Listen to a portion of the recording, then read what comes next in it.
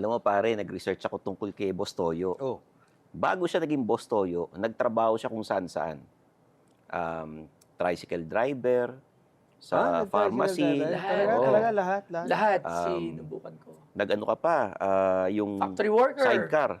Yan, di ba? Sidecar hindi ako no? Tricycle. Tricycle. Oo. Sidecar ako sa water station. Oo, yun. Nagdadrive ako ng sidecar na dipadjak, Oo. walang bubong, as a water station delivery. So, 100 pesos yung sahod on that time. Masipag talaga. Tsaka sa hotel, di ba? Kailangan Nag-bellboy yes, ka nun. Oo. Nag-bellboy sa, hindi hotel parang motel. Motel?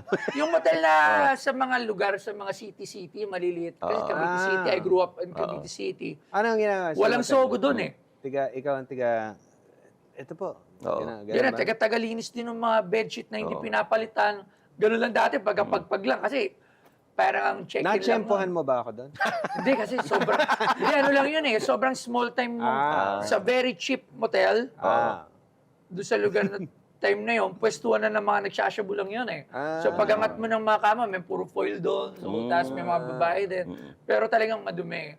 So, 60 pesos nga sahod ko noon So, sinubukan natin yun lahat. So, basta Pero lahat ng ng binanggit mo, mga marangal na trabaho. Yes, pero siyempre meron din, before that naman kasi talagang nag-illegal din tayo, illegalista din tayo.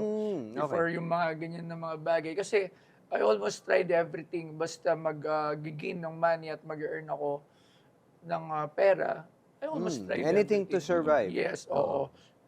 Dati nga, nung may bisyo tayo, kahit masama, ginagawa na naman natin. And actually, na-confess ko na to sa lahat, mga nagawa natin na mali. And para rin mapakita ni sa kanila na meron pa rin chance to magbago.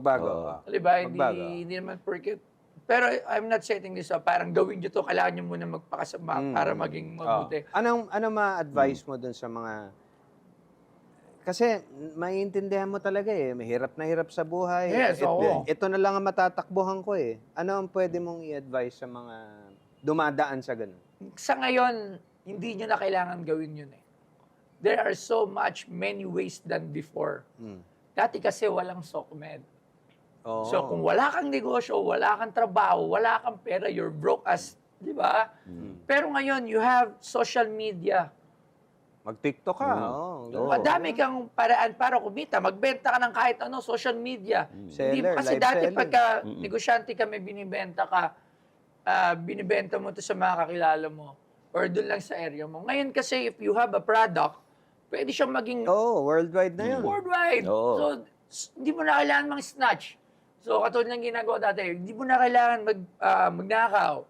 Hindi mo na kailangan kung ano-ano pa. Kasi, meron tayong sobrang daming platform para magkaroon to generate income Not unlike before na you need to have a work, you need to have a business, or kailangan kaya magulang mo to survive.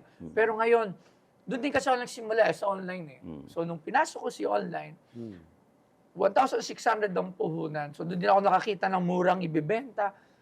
Lahat makikita mo sa social media ngayon. So, there are no reason for you guys para gumawa pa ng masama. Kasi mas madali nang mag-grind ngayon kesa dati. So, if you'll compare yung buhay natin before sa ngayon, napakadali.